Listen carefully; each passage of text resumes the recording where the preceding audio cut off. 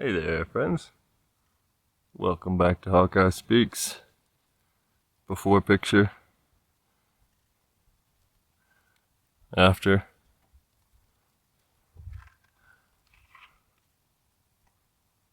It's important that you don't just listen to people for what they have to say just on face value, but understand that they actually have some value in themselves. No offense to anyone. But, of course, we don't want to just hear information regurgitated. We want to listen to people that actually know what they're talking about. Here, you got to just guess for yourself. This is what my property looks like on a year with zero rain. We've had a quarter inch of rain this summer. Next to nothing. Look at the color of that elm tree. Beautiful, rich green. You can see nothing really growing in the courtyard. Barely any sunflowers this year. The trees are all doing great. Okay, so check this out. One thing people talk about with this soil and climate situation is that it's all about agriculture. That would have been fun to see the kitties running by, but we'll catch them. All right, it's all about agriculture, tillage. The loss of soil health is affecting the climate situation, and it sure is. This is what we're here to talk about. It's the Gaia theory. How the Gaia theory is just completely missing from the climate situation. What I want to share with you guys is that I believe that people in the soil health community are erroneously blaming agriculture as the sole cause of the soil health affected climate situation. And check it out, right here in front of me. I'm going to do another biochar burn right here and put in a garden here. With this whole entire area will be filled up with new soil, and then I'm going to build a trellising above it where I can hang shade cloth or do bird netting and different things. And I used to have my vegetable production over there. There's 3 circular gardens, but now I have a couple fruit trees over there, and I'm just transitioning. Okay, what I want to tell you though is that this is the actual scale of the problem right here in front of us. This is agriculture, and out there beyond that is desertification. This is the effect of tillage. This is bare ground. It's not tilled, of course. It's just dug out. But it's bare ground right now. There's no real potential for soil health to develop, succession to move forward. If anything grows right there, right now, I can just expect it to be problematic weeds, plants that I don't want. But this is the scale of things, friends. That's agriculture, and out there is desertification. It's so much bigger of an issue than agriculture. Now don't get me wrong, we're all about agronomy and soil health around here, and moving into regenerative practices, eating only food from living soil. We're all about it. But we're talking about soil health and climate change. We've got to think about the bigger picture. We've got to get our heads out of the garden and onto the real bulk of the land in the world, which is arid lands. Every single piece of which is under the potential. Oh, excuse me, sweetie. That's what I get for walking in backwards. All right.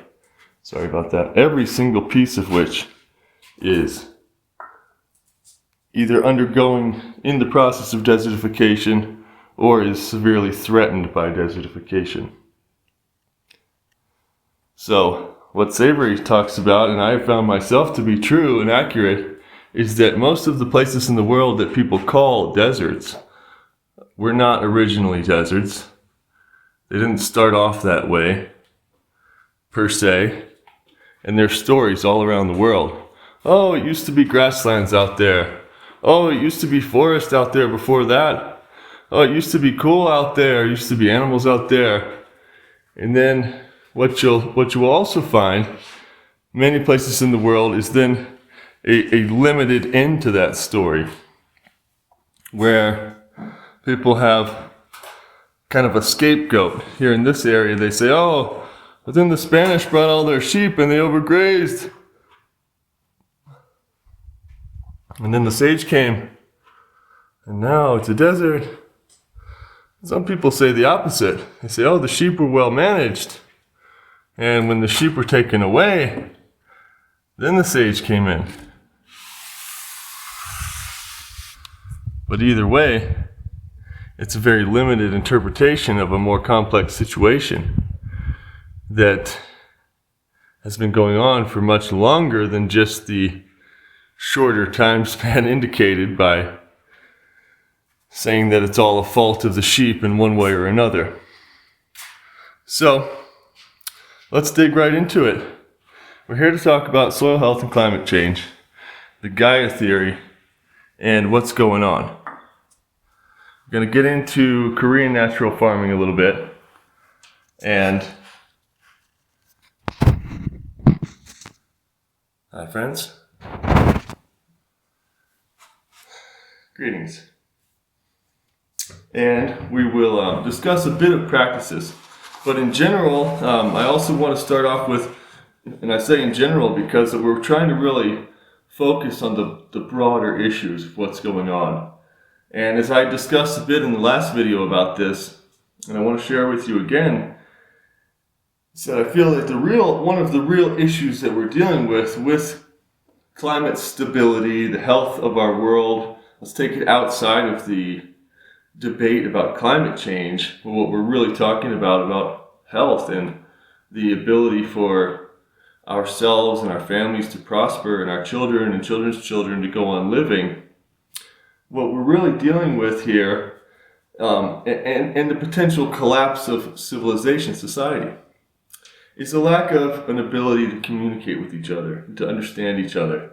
Because what I found with this land situation is that the solutions have been around. It's actually quite easy to regenerate desertifying land. But as I was indicating outside, most people, I'm going to generalize a bit here, but many people getting into the soil health community understand that it's agriculture, soil, agriculture. These are connected. And you wouldn't see desertifying lands as something that's happening. It just is the way it is what many people, including myself, I perceived these lands around me kind of as just being the way that they were, static in a way, until I became more informed around ecology, these ecological systems. But again, talking about what are the really larger issues in our lack of an ability to communicate with one another. Unfortunately, if you are on either side of the climate debate, you think it's a climate crisis or you think climate change is a hoax, it's very hard to communicate and to listen to one another. And I beg of you to listen to what I have to say, because I guarantee you that I'm not in either of these camps, and I have something else to speak about that's different and that is encouraging, and it really speaks to what I think we all want in our heart of hearts, and not in a utopian, idealistic kind of way, in a real world, pragmatic sort of way that speaks about encountering the actual roadblocks that we find in the world today between us and being able to implement the solutions. So, what I believe we actually have going on with climate and climate health and having a healthy world, a fertile world, getting away from destructive practices is, for one, as I just said, a lack of an ability to communicate with each other, and this cognitive biases where people are only look for information to reinforce the ideas that we already have, instead of being more intelligent ourselves and trying to disprove what we think, which we all have the option to do, to utilize that principle of negation and to question everything that we believe, and to try to prove the opposite point in a way, as a debate tactic for anything that we question, which hopefully is everything. So we have this lack of an ability to communicate with each other, but then we also have a lust for money, a lust for power that drives society. And we have a real confusion around some core principles such as capitalism. And capitalism is it's kind of funny because we have this climate change situation, and then we also have people speak about capitalism in somewhat the same way. That right now, people, there are in a way two camps. In one camp demonizes capitalism, and one camp demonizes communism. And very few people, it seems to me, speak about the actual true nature of these, what were the definitions of these things and the actual meaning of them, more so than just the current ideologies around them. But also, there seems to be a real lack of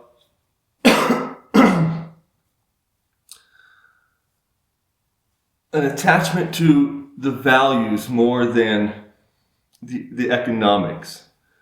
And what I mean by that is that the actual definition of capitalism is that the means of production are privately held.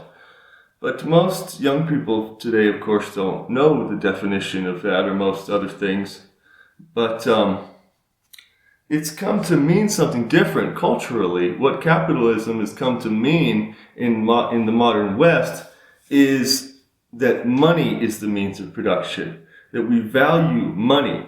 And there's also a specific aspect of that has gotten agglomerated into this value system, which is usury itself. The idea that borrowing and lending and lending with interest is a good idea, is a great idea. And in fact, that could be the very core principle of capitalism somehow. But this is really, we're talking about different things here that, as I said, they've been agglomerated into this mass, which is somehow demonized and heralded, and I would tell you it's a mess, really. Crony capitalism was a great term for it, and you got to study the history of the corporation, of course, and we all know that corporations as persons, yeah, what a joke. But if we could talk about these issues a little bit more seriously and understand that they are connected with climate, our value system has to do with the health of the land. And a really unfortunate thing that we see now happening on the idealistic environmentalist side is this idea that we need to give rights to nature. Nature should have rights. And I personally believe that that's a very bad idea. And the reason why is that it's another tool that would be manipulated, that can be used and manipulated by the powerful. Because what I think we would actually want in not either of these camps, but in a more ideal, ideal world, is an educated populace that understands that we value nature, that we actually have nature as the the entity, the pinnacle, not the pinnacle, because I like bottom up hierarchical versus hierarchical type of thinking. So how about, yes, as the base, the foundation, and thanks for sticking with me to think through that, that nature is the base, the foundation of a value system that is going to be oriented towards successful goals of health and wellness, as opposed to money as the base of the value system, which is not what capitalism means in the definition.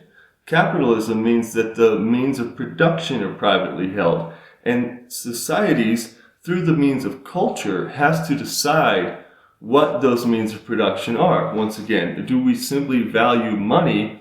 And it is the practice of usury becoming, fully intertwined within that allows it to become confused into the system itself. and I hope you're following me there, that this idea that you can make money with your money, not with work, not with goods and services, just that having money and lending it gives you the right to get more money. This is usury. That in itself becomes capitalism, and that's banking. It's something different. So, looking at the climate situation, I had started off outside by talking about how people in the soil health movement are erroneously talking about agriculture as the predominant cause of soil health driven climate fluctuation. And I say erroneously because I believe that's wrong. And I'm not trying to be offensive to anyone. I'm trying to open our eyes to this reality of desertification being so much larger on a scale of things than agriculture. And if we were to hop on Google Earth or look at the globe, you would, of course, see agriculture as being a major influence. You will see these circle crops in every fertile region of the world, giant pivots, that are many times sucking aquifer water. And you can also even see the patterns worldwide of how they dry up, and they're used, these used to be farmlands and they're kind of shrinking in. And of course you could look at that and say that agriculture this is where it's happening, this is where we're doing activity, and it's causing destruction of the landscape, that we're losing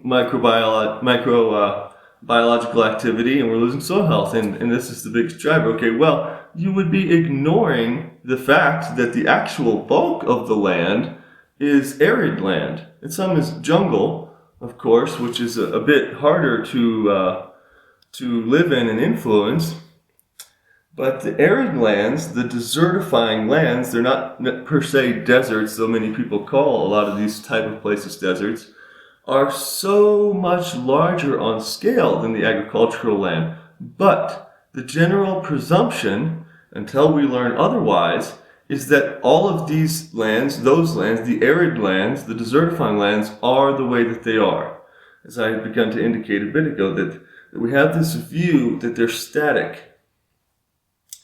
And this is something that many great thinkers and people that have entered into the world of regenerative agriculture, and I'm sure there's people worldwide. I only really know about people in the West, a lot of white men and other interesting women, but Buckminster Fuller, to me, was one of the first people that spoke about this.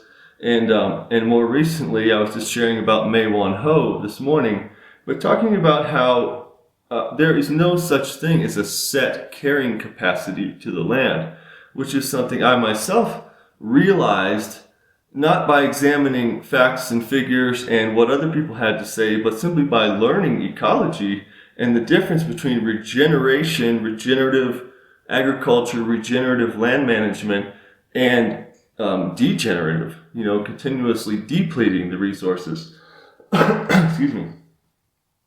And we find that there is a rich history of people who have spoken about this, what I would consider to be a fact, that there is no such thing as a set carrying capacity to the land, which is what is the foundation to the idea of overpopulation.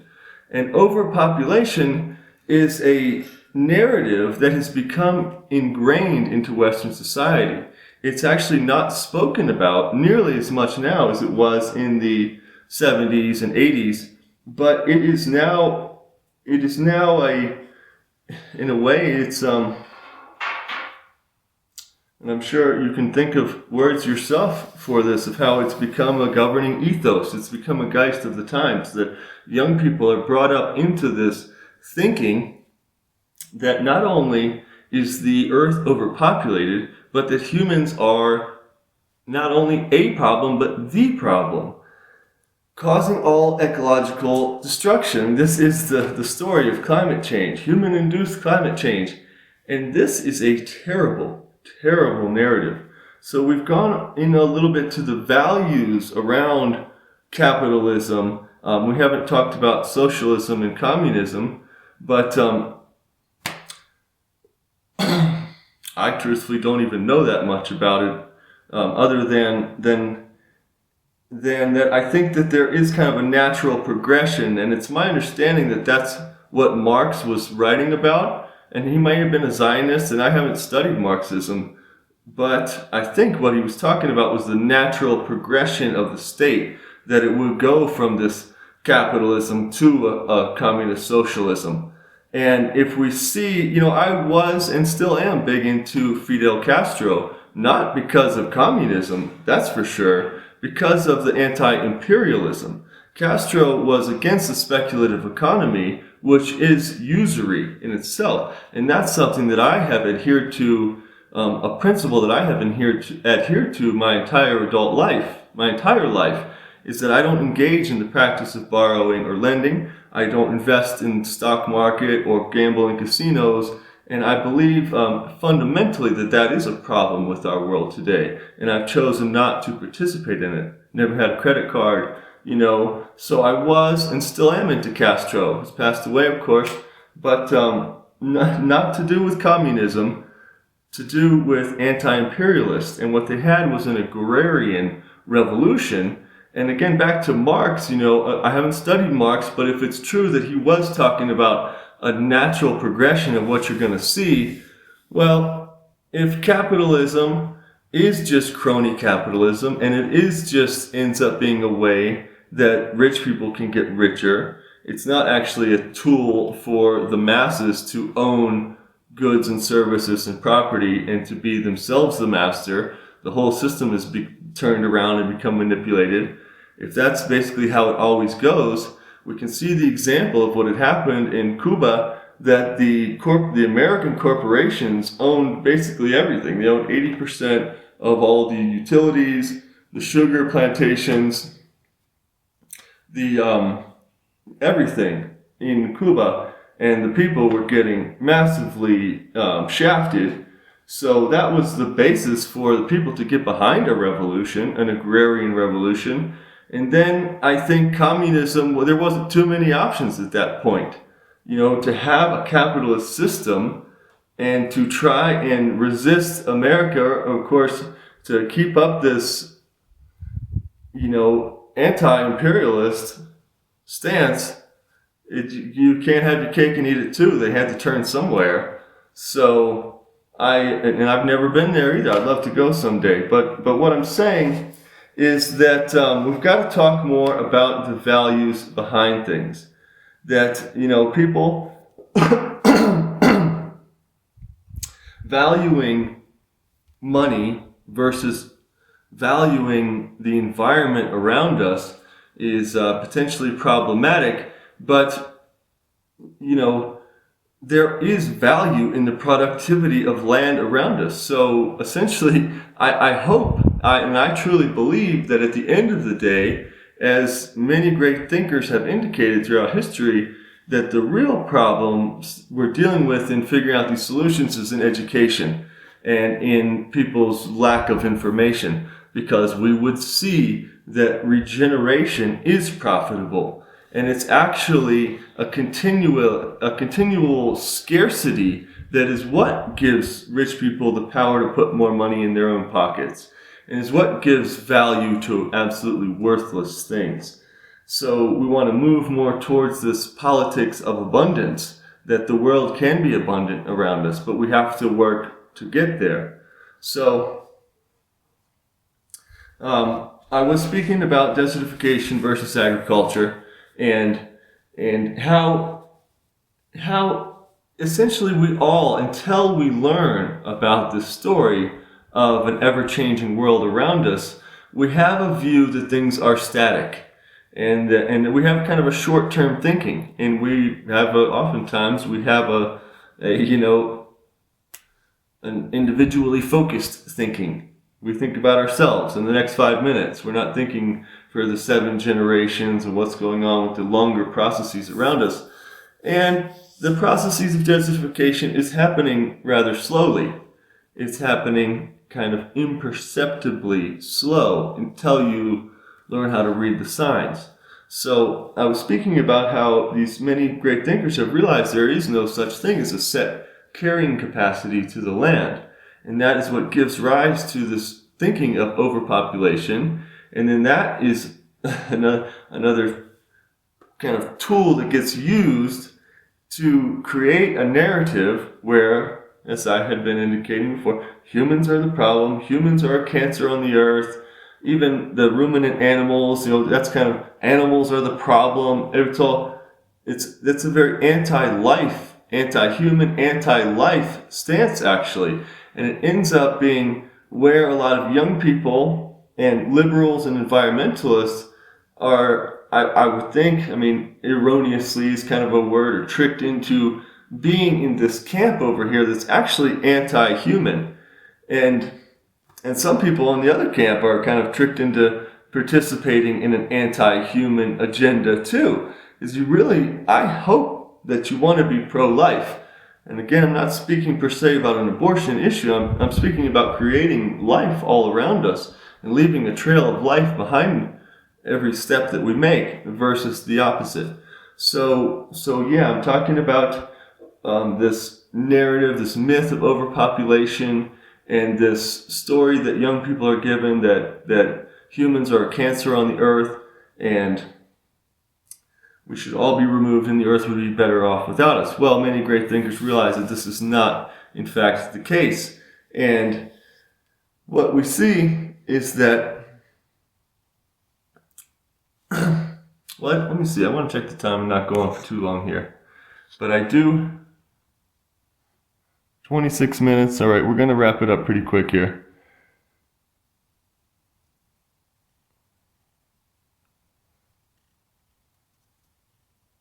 We're going to wrap it up in the next 3 minutes. All right.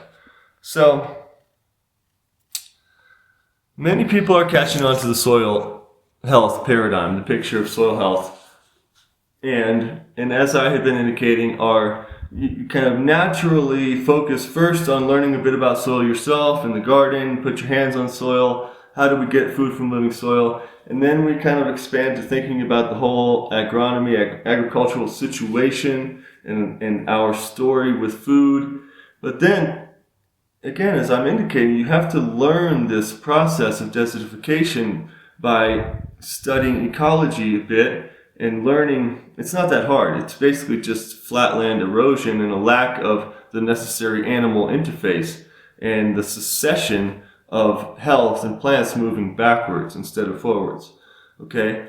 But the way that I want to wrap this up right now for this little rambling chat is to, and I indicated I was going to mention a bit about Korean natural farming.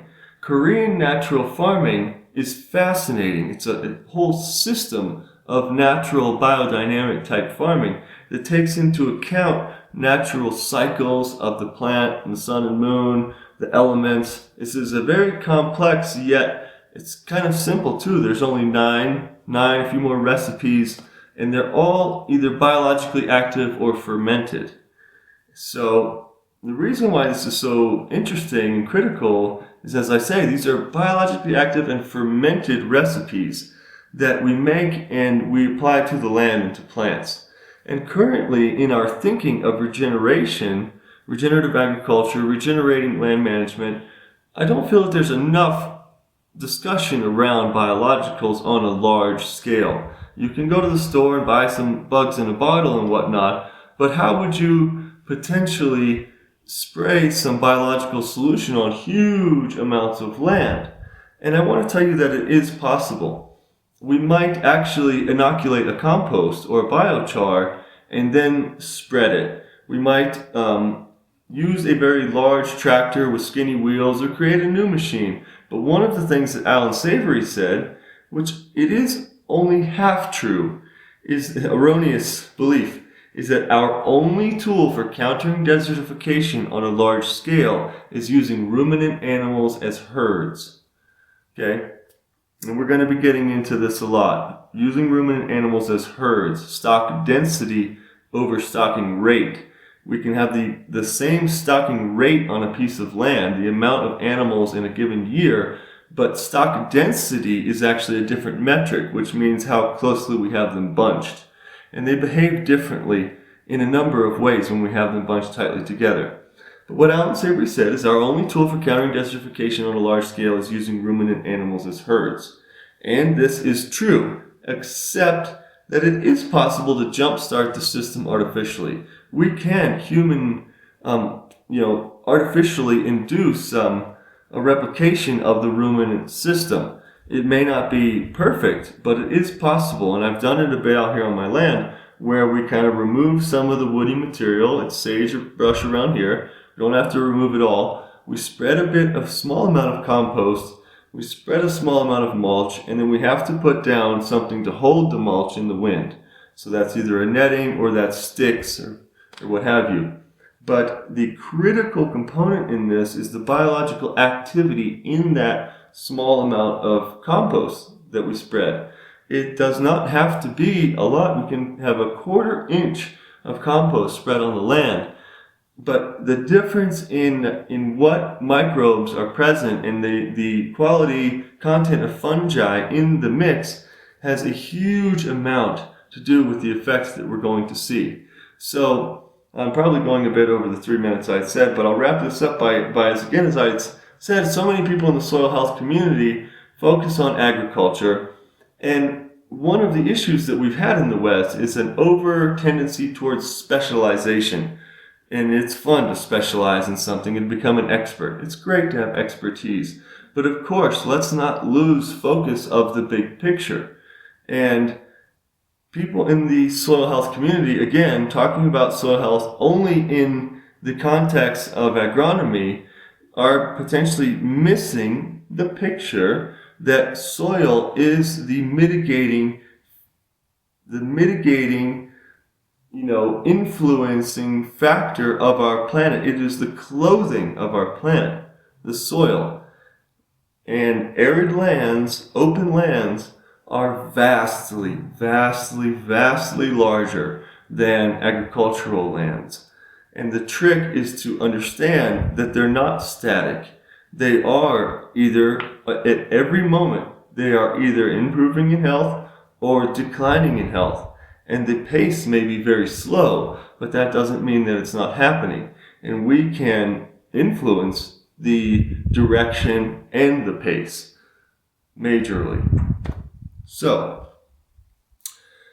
Korean natural farming, in a way, is kind of one of the most specific. I mean, you have some other very specific areas, like Steiner's biodynamic farming. This is specific stuff.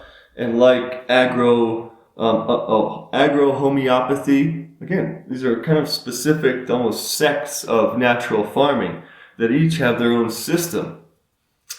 And that's great. That's awesome. But let's also please be careful that we're not, again, being too specialized and ruling ourselves out from participating in the larger picture. And Korean natural farming, what I'm alluding to is that I think it has one of the largest potentials for a more broader use outside of specialized agronomy, outside of, and one thing to say before I forget here is that something Gabe Brown says and something Master Cho says about regeneration, and it's something I was talking about us seeing the value in nature, is that if you're not making more money using regenerative systems, don't do them. These are not, we don't need to move into these systems of regenerative agriculture just for woo-woo reasons. Like, there is real, actual long-term profitability versus the potential for long-term catastrophic loss if we continue down the road of conventional systems. So, Korean natural farming, I think it's a very interesting system, and I think it's time that we take it outside of the realm of this specialized thing and start thinking about how to make some of these biological ferments and blends and apply them on a very large scale. Let's get some people involved. Let's get some different players involved. And let's try some test plots on a unit, a 600-acre unit, where we build a machine to spread the compost that's properly inoculated with the right fungi and bacteria, and we cover that with mulch and hold it down, and let's see the results. And then let's just wrap this up by again saying that I think that people actually want the same thing in their heart of hearts. We want to have a healthy world. We've got a climate crisis camp of liberals over here, and we've got it's a climate hoax camp of conservatives over here. But please, you've all got to be careful that unless you truly are oriented towards a goal and know how to get there, and hopefully that goal does involve capturing new energy, the only free energy that we get, which comes from the sun, and we capture it in the form of photosynthesis. Photosynthesis, we use ruminant animals. This stuff is not being talked about in these camps, and neither is the Gaia theory, which is amazing. Gaia is, and this was something that Lovelock and Margulis were afraid, is that by using the term Gaia, the word for goddess, that the whole theory would not be scientifically respected. Alrighty, friends. Well, thanks for tuning into this little Earthship side chat. Hope I had anything useful to say to you. This is my home. I built it myself. These are my first chairs. Right there, that's the first real chair I ever made. It's kind of my PhD project in woodworking. So, yeah, we keep it real. Over and out.